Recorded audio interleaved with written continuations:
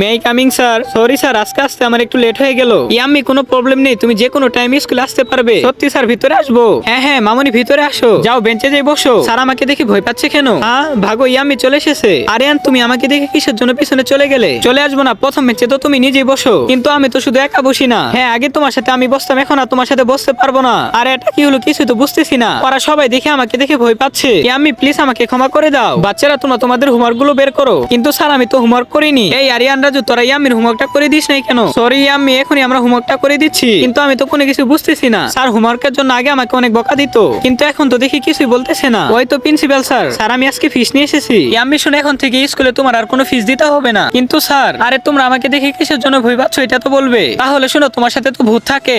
হে আল্লাহ, যে এই পবিত্র কোরআনটিকে দেখে ভিডিওতে লাইক করে চ্যানেলটি সাবস্ক্রাইব করে দিবে এবং যে এই ভিডিওটি 10 জনের কাছে শেয়ার করিয়ে দিবে, তাকে আপনি পরীক্ষায় পাশ করিয়ে দিন। সবাই বলি আমিন। তাই তো আমরা সবাই মিলে ভয় পাচ্ছি, কিন্তু এটা তো আমি শুধু ভিডিও করেছিলাম।